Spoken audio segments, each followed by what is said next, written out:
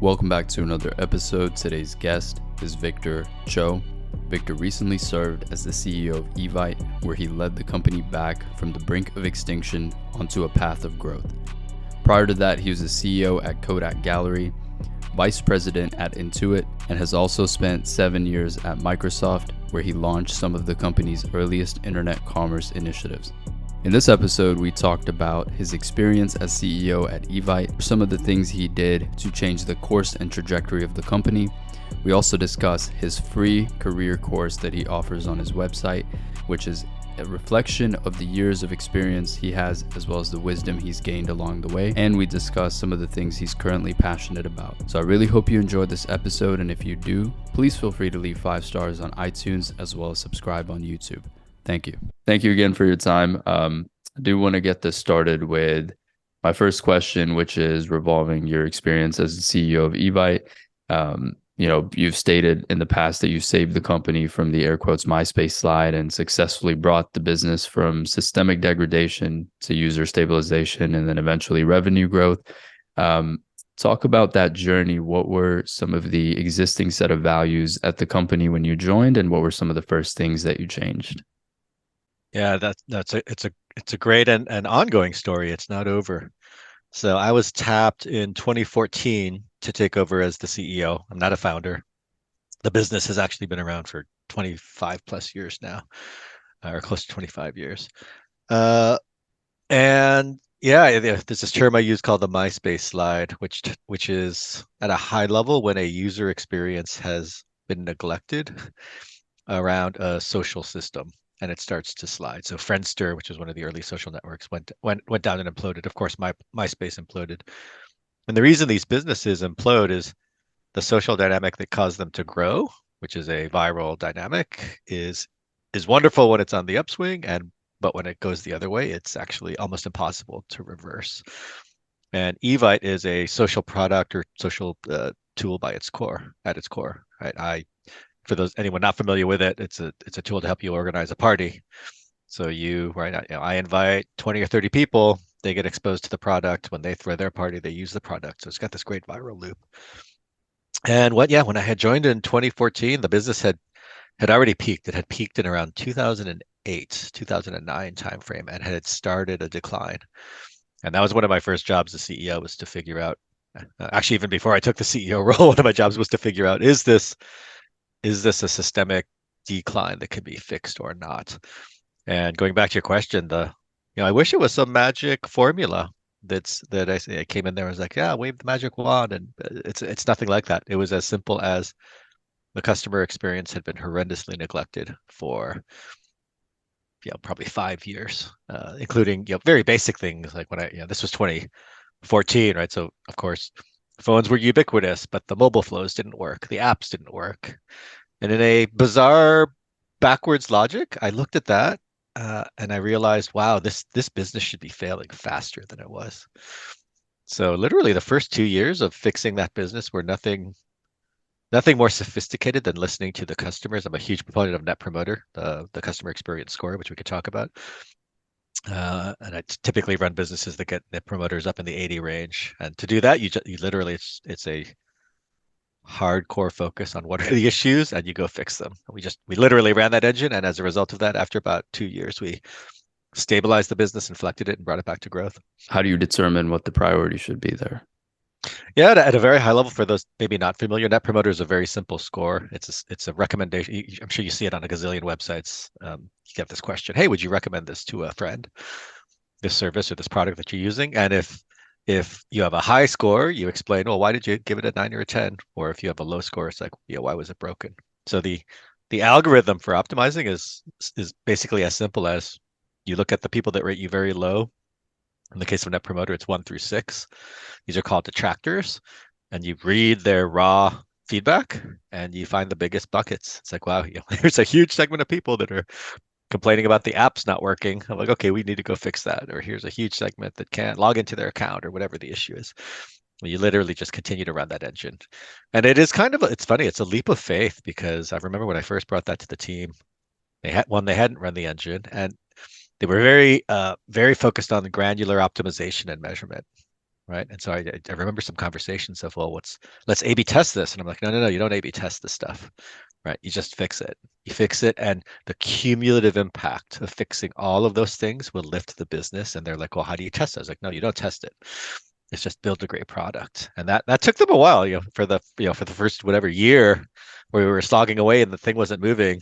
I think there was still some skepticism, but then when it all started to come back, they realized, oh yes, this does work. It just takes commitment and focus and letting go of measurement, which is a weird one. Would you say it takes sort of creativity and I guess rethinking existing processes as well, or is it simply a matter of allocating your resources and capital with the hopes that it eventually compounds into a better user experience? Yeah, it's a no, I would say to really run a customer centric business, you're changing everything. You're changing the mindset of why you exist as a company at the highest level, right? To serve the customer. You're changing all, your business processes and workflows move into a customer centric world where that feedback in some ways is the primary engine driving. Even your product and feature development often comes from your customers. I used to give the speech back in the 2000 period of, look, in the world of the internet, you have to let go of this sense of control over your product, which is a weird thing. It's like your customers are going to tell you what to go build, and then you go build that because that's what they want. That's what they're craving. Um, and that's a weird thing for you. A lot of people are like, well, no, I've got this vision in my head. It's like, oh, that's great. You can put it out there, but if that's not what they want, you got to go chase the signal of what they want and what creates delight and what really creates wow in the customer mind. Absolutely. I think that's very, very true. I heard a quote once that said the market always determines your true value or your true worth. Yeah. And that could be, vastly different from your own self-image and idea of who you are and how great your product is. So I think that's very, very true. Yeah, I love that In line. terms That's of it's a great line. in terms of challenges, outside of just reshaping and restructuring the entire structure of the business, for lack of a better term, what were some of the challenges that you faced within that journey? I think patience is one, right? I think in general, we had a great, at the time we were owned by a company called Liberty Media, Liberty Interactive, and they were one of the best um, parent owners, for lack of a better term, in that, I sat down with them, I think this was 3 or 4 months into the job, and presented a 3-year roadmap or 3-year plan of, okay, you don't expect me to overnight fix, 4 or 5 or 6 years of degradation like this. I think I said it was gonna take me a year and a half, is what I said, to put all the work in and actually, rehire the teams. We had to downsize the company right in the beginning, and then we had to hire new people. So there's all this change. And I kind of laid out a multi-year plan. I said, after we stabilize, then we'll go figure out, the growth, and then we'll worry about revenue. It was kind of it was a very long-term play, and under other owners, you know, I might not have been given the runway to do that, but those guys were awesome, and they said, nope, that's logically all sound, and yeah, here's the short-term capital to go do it, and then every year when we hit our goals, I think that built more credibility. But that's one. I think that's always one challenge. Is just the elongated timeline that some of this stuff takes. So thinking from a sort of broader perspective and not Yeah, kind of in the micro sense of, you know, immediate moves for immediate returns for yeah. immediate stakeholder satisfaction, perhaps. That's exactly right. It's that idea of balancing stakeholders. Because the monetization of the business at that time was still advertising, which we finally got out of, which was always the long-term plan for the business, right? To get out of the advertising business. And we could have done, the first thing I could have done was jacked up a bunch of advertising revenue and increased monetization, and therefore avoided some downsizing and maybe made the business a little healthier financially. But that would have been at the expense of the user experience. And my message is, look, you can attach revenue to a sinking rock, and that's you're still going to have a sinking rock. So you got to get the thing to float first, and then you can worry about having it make money. What were some of the, I guess, channels of uh, monetization at that time? Oh, back then we were predominantly advertising based as a business. So I'd say, 95% advertising, something in that range. And now advertising is a teeny tiny fraction of the business. We effectively have shed all the advertising on the site. And what would you say are the current channels then? It's a combination. I'd say at the highest level, it's digital kind of premium services. So people will pay to have a higher end version of an invitation. That's the biggest Got trend it. by far. Got it. It's not quite Next, SaaS because they tend to be more one-off purchases, but yeah, I'll call it digital commerce. digital commerce. So premium tiers and just Yeah, additional features. bingo. The next thing I wanted to move towards is kind of the career course that you offer on your website. One, very much appreciate the fact that you've put that out there for free, and I encourage everybody, young entrepreneurs, business owners, people early in their careers to go check it out. I think it's extremely valuable information. And it's also a reflection of the years of experience you have as a leader and all the things that you've learned. So super valuable and very much appreciate that initiative. For the sake of this conversation, I wanted to just touch on maybe one or two lessons from the career course module that you have, primarily lesson 1 and lesson 10. So lesson 1 being attacking your job from the CEO's vantage point or your boss's vantage point. If you don't mind providing a high level overview of how to go about air quotes thinking like your boss slash CEO and why it's important to do so. Yeah, no, that so that's at a super high level. Basically, what I've done is I've codified 30 years of the best coaching and learning I ever got, both formally from companies I've been at, also just my own learning, kind of my own self-reflection. So that's all out there for the world for free.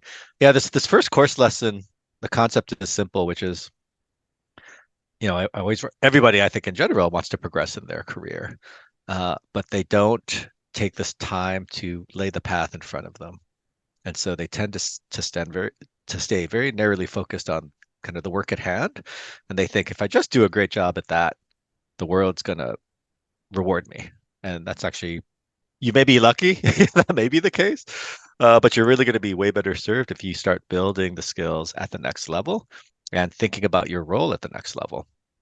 And so I have this idea of, right, and for some reason I was just always naturally wired this way, but I always pushed myself into the role of the CEO and said, hey, how would I approach my job if I had that vantage point? Because actually, it's funny when you're given a project at one vantage point, if you start elevating your thinking to the high levels, you'll actually approach it very differently. And in fact, you may even do things like say, this is a dumb project, because maybe the CEO is missing some context. And that's always served me incredibly well, because at the end of the day, people see that you're thinking more strategically, you're thinking broader. And then as a result, a natural output of that is they're going to give you more responsibility because that's one of the big filters is I watch executives rise through the ranks. Right. It's one of my filters. It's like, hey, are you thinking at the next level? Are you demonstrating that you actually have that strategic ability to think broader than your function?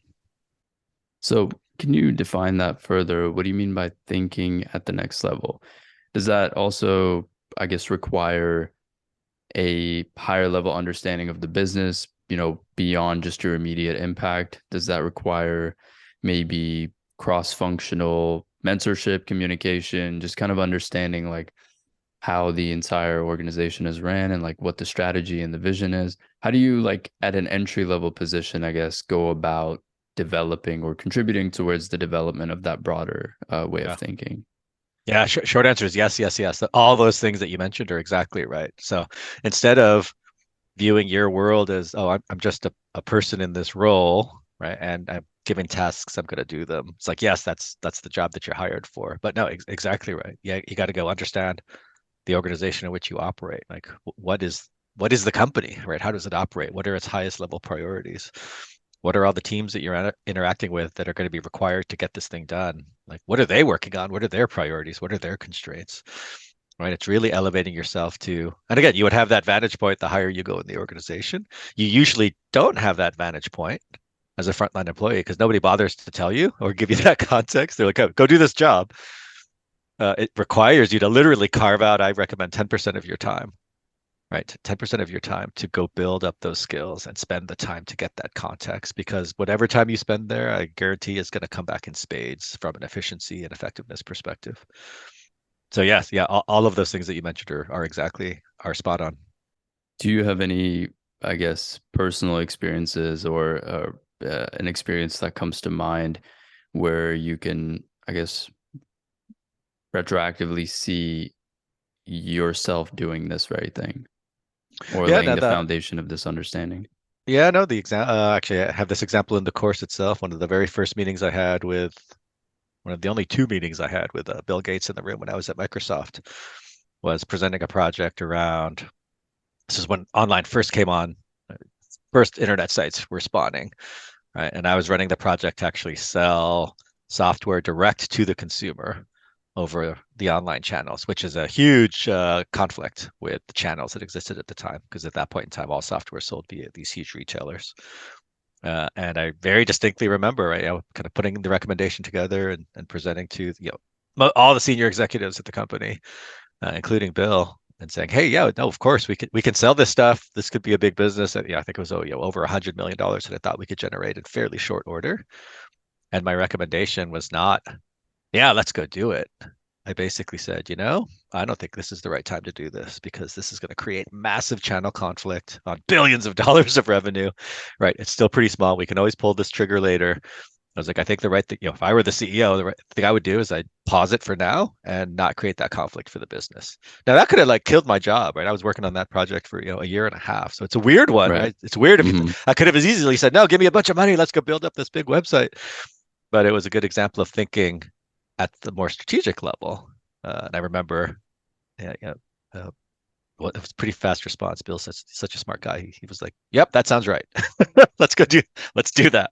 And then I went off to the next project, the next thing.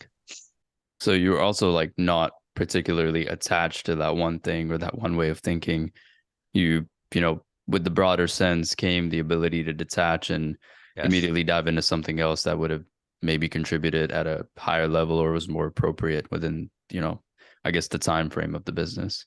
that's right. I've been lucky in that I've always worked in kind of quote the corporate environments that I've worked in have all been fairly non-political, I would argue, and fairly appreciative of that. It's possible like you might be working in a really bad culture that doesn't reward that, but I think that's the vast minority, like a tiny fraction of the minority of companies. Right. I think in general, most companies are trying to do the right thing. And when they see someone who's thinking strategically at the higher level, they'll reward that. Absolutely. The next lesson, which is lesson 10, is building your extended network. Again, if you don't mind doing a high level overview, and then we could dive into maybe a few questions regarding that. Yeah, no, this is I'd say one of the lessons I learned not too late, but much later on. I didn't realize the power of building your professional network and cultivating it, right? And maybe more importantly, moving it out of a transactional world. So when I was super young, I was super transactional in how I thought about everything. And so yeah, I would keep, I would think about, oh, who's that person? Like, can they help me? Are they going to somehow help me in the future? And I would only interact with folks right around some kind of transaction. And as a result of that, I'd say for the first 15 or maybe even 20 years of my life, like I didn't cultivate these deep connections, right? What happens when you treat everyone in a transactional nature is that you don't build deep connections. And I came to the conclusion later in life that what, there is just value in, given how much time you spend in work, there's value in just building deeper personal connections outside of any desire to get anything from anyone, right? It's rewarding on an emotional level, and then you'll be incredibly surprised at how your extended network will help you at some future point in time, right? When you need it. What would you say are some elements that contribute towards building a deeper connection that's not transactional? The best one, and I got this from the gentleman who founded the Internet Marketing Association, a gentleman named Sinan, a good friend, and and it's made me a happier person in life. Um, when I first actually took over Evite back in 2014, I remember I had lunch with him because a friend had introduced us. They're like, "Oh, if you're going to be working down in LA, you need to meet this guy Sinan." I met with him. I assumed he was going to pitch me something. I was like, he's got a, I didn't know what and literally it was none of that. We got to know each other, and he offered help. He's like, "Hey, let me know what you need help on. Like, I've got this huge network of folks," and that was so refreshing, right? And I ended up getting right a lot of help, and he helped me get connected. He never asked for a single thing in return, right? He just And then literally, after, I don't know, maybe a year later, I found out it's like, oh my God, he's got a whole PR firm. He never even pitched to me. He's like, oh yeah, I've got this PR firm. Like, if you guys need PR help, I'm happy to do it. All right, and we actually ended up working together from that perspective. But no, but the core thought is like, just go put goodness out in the world. Like, go help people, especially as you rise up in your career. It makes you feel good. It helps them, and it just builds this great bond. So I do that a lot now. I with no hope of anything coming back. I just try to help more people. So the next thing I wanted to focus on, which is your current initiative, you talk a lot about the fourth stakeholder framework. Yes. That's something you're deeply passionate about and Yeah. currently working on.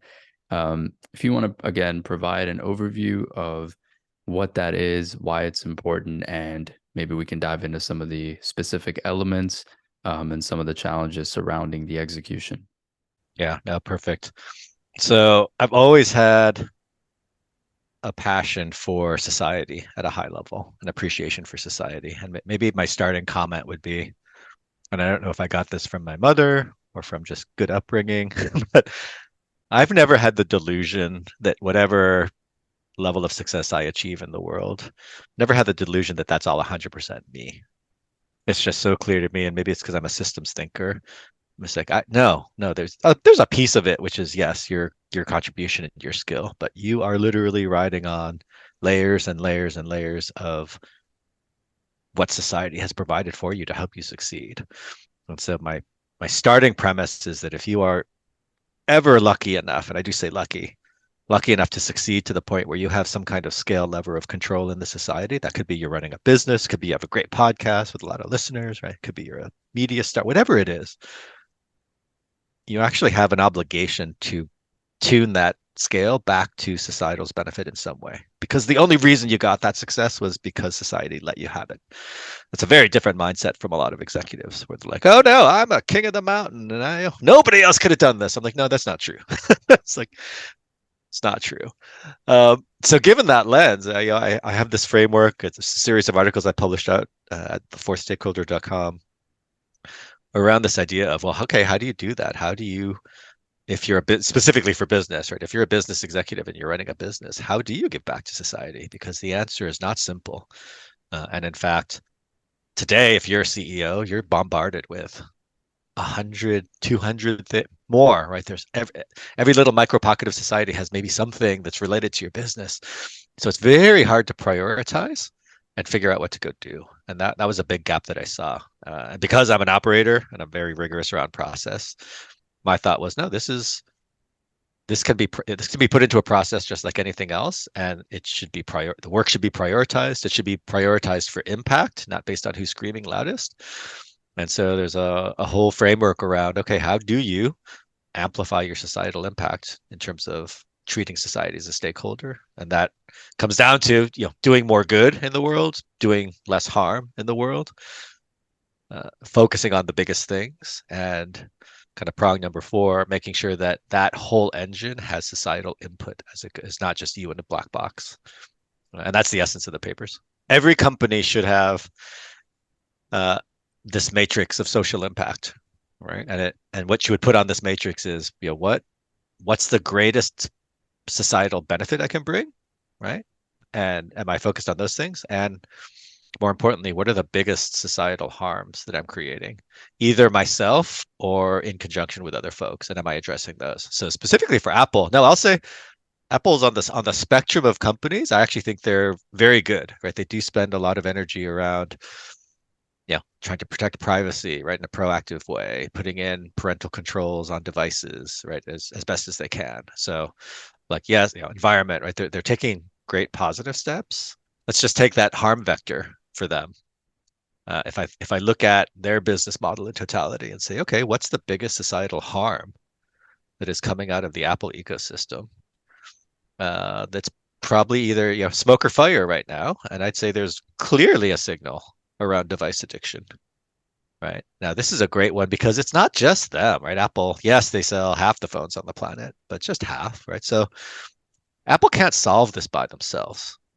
right? We actually have a fundamental industry problem around putting a supercomputer in your pocket and all of the addiction that comes from it. And some of that addiction comes from downstream services, right, that are enabled. But they are smack in the middle. If you look, if you look at the depression curves, usage curves, right, it's clear we have a problem. It's probably the number one thing if you asked a parent today, like, what are you most concerned with? It's like, oh, my kid's addicted to my phone, right? Even they're addicted to their phone. So I'd say they are far off the mark in terms of figuring out how do you avoid that, because it's kind of counter to their business model, right?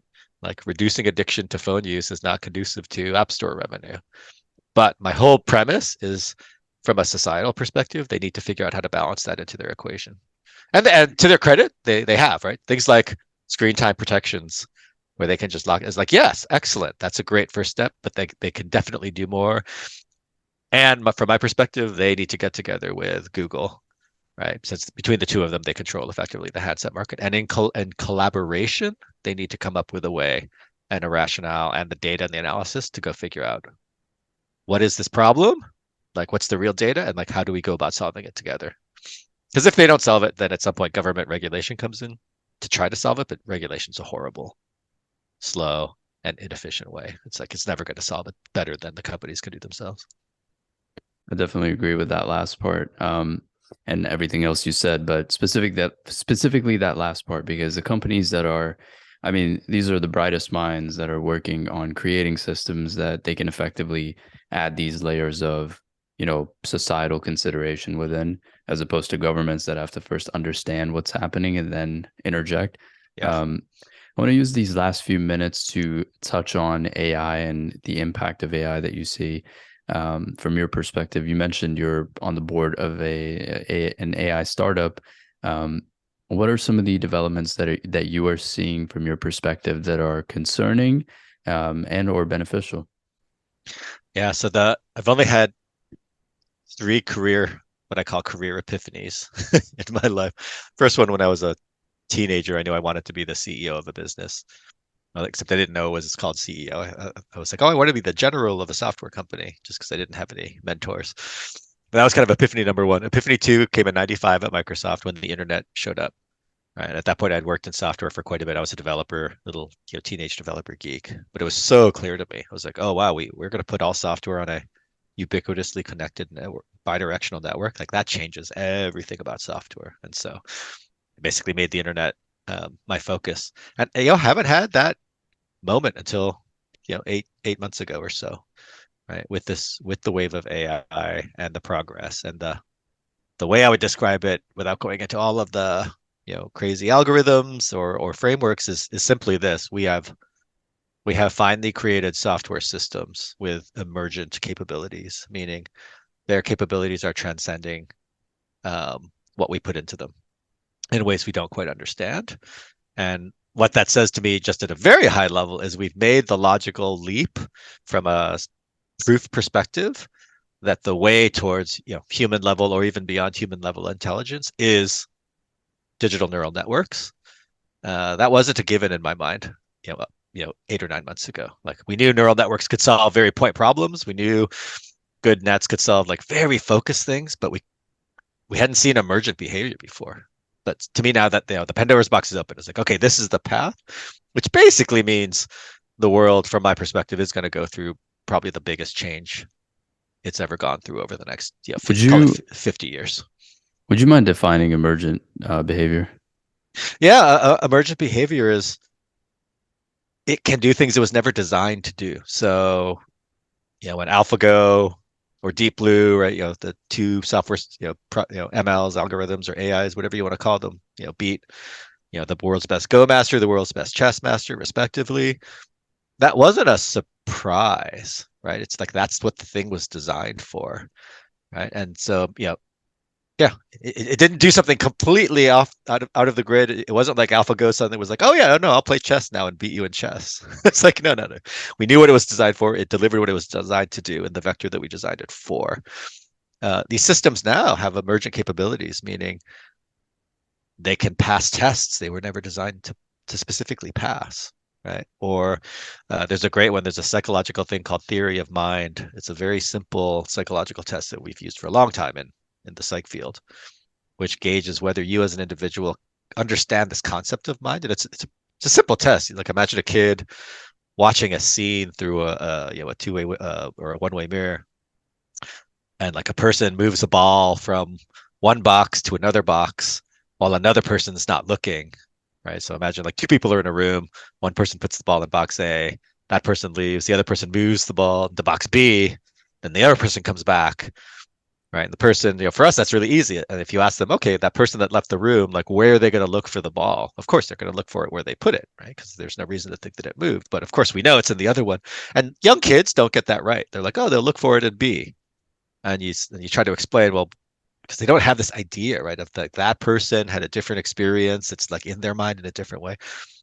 AIs were never trained on theories of mind, but they can now answer those questions at the level of, I think, 12 or 13-year-old. So that's a great example of emergent behavior, where just the sophistication of the network is creating outputs that were not there before, and we're at day one of like day 10,000 of this capability.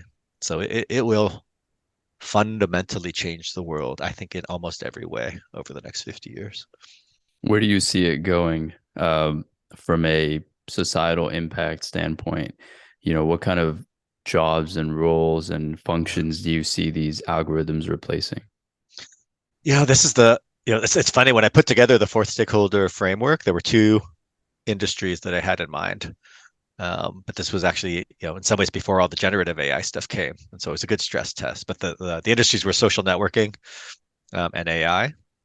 So no, I've taken what's happening in the space and run it through my framework to say like, what are the biggest societal impacts? And at least my perspective right now is there's a lot of overhype and over concern around the idea of like some renegade generalized intelligence being formed that takes the world down. I'm like, that's not the thing I think we should be worrying about right now. We can control against that with some very simple things, which I think which we're doing. Like, oh, let's be able to unplug it. Let's not give it, bidirectional, unfettered read-write access to the entire internet and like financial systems. Like, there's simple things we can do. I call it the crazy Einstein. Like, if you psychopathic Einstein, he could do a lot of damage, but if you put him in a prison cell, he can't do a whole lot of damage. So we can keep these things relatively contained if we're smart. No, I'm much more worried about the second order effects of these things. And on the negative side, there's two clear ones I think are the most important to solve or figure out how to solve in the short term. One is the concept of what is truth is now going to get completely blown apart, right? Between the ability to create content, create visual content, what is true and propaganda is going to be under this massive onslaught. So that's kind of number one. Number two is clearly job loss, because we are very rapidly going to get to the point where large chunks of the population, where the output of what they do today can be done better by these systems.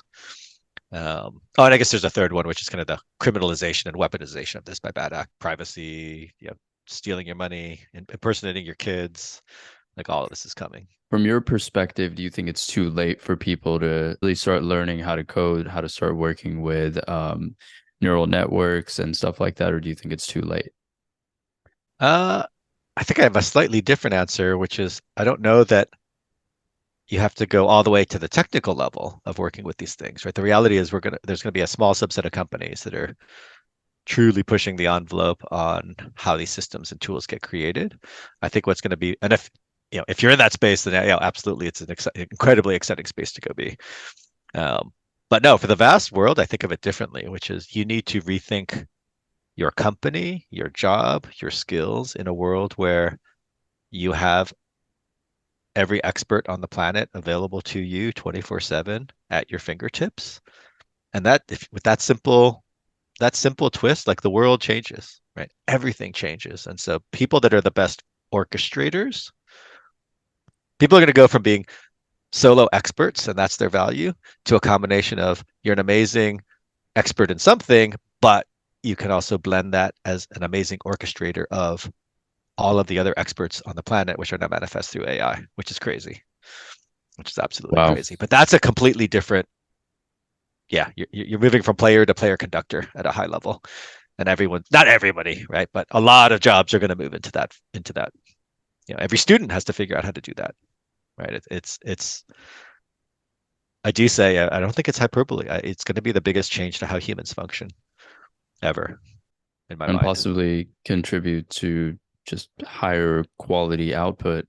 Yeah. So like all the cool things that we have right now, you know, whether it's technology or infrastructure, architecture, any of that stuff, like I think the amount of effort and the amount of collaboration and everything that it took to, I guess, get the world that we currently exist in, we may be able to see a 2.0 version occur in a quarter of the time or, you know, a fraction of the time that it took for Yeah, all of this to occur. And that's right. I think the question would be how can non-technical younger people, this, you know, the latest generation, whatever you want to call it, how can they contribute and be a part of this as opposed to being consumers? Because majority of us, like you are certainly somebody that's, you know, shaped these systems and contributed to how the world functions and from a technological perspective. But people that are just starting out, how can they contribute within this next sort of phase of that? I think I, I think it might be the same answer to some degree, which is like we don't know, and it's going to evolve so fast, right? We like literally, I think the next 20 to 30 years, like everything, things are going to change at such a rapid pace, maybe faster than they've ever changed, because unlike any other technological invention that's come through, like this is yes, there's server costs, right? It's expensive and a lot of water, blah blah blah. But for the average person, the incremental cost of now having all of the experts on the planet ever at your fingertips is basically zero, which is different from the Industrial Revolution, where it's like, oh yeah, now we got the steam engine for your farm. It's like, do you want to deploy? Great, now we got to let's rebuild all your processes and let's put a steam engine in. Right? That just takes time. So the cycle time to untap the value that we're talking about can be near instantaneous, or as instantaneous as software can be, which is huge. And so as a result of that, all these processes are going to be redefined. So no, I think my answer is just to jump into the fray and be at the forefront of how everything is evolving, and just don't let it. It's still going to happen to a lot of people, but there's an opportunity to craft it. I think everywhere, in every field, and every function, and that's exciting. And yeah, I don't know where it ends up. Like going all the way back to your question, like there's a world where this puts the kicker into productivity and right? The effective, output of every person, and we all live in, Star Trek Nirvana. And then there's a world where the system shocks come so fast that our economic systems can't adjust, and you throw 10% of the population out of whack, and like we spiral down into, combine that with disinformation, and then third-party governments are trying to take us down, and the whole thing falls apart. And that's totally separate from the crazy renegade AI. That's just the impact of putting the intelligence of the planet in everyone's pocket. Awesome. Really, really do appreciate your time. Anything you want to close out with? You know, if you want to let everybody know where they can find your career course, or Oh, stakeholder website, anything else. yeah, no, absolutely. Everything hangs off of my personal website. So it's victorcho.com, VICTORCHO.com. And yeah, you'll find that free course, which literally is completely free. There's no bait and switch, so don't worry about it. That's my gift to the world. And the fourth stakeholder articles are hanging off as two microsites from that site.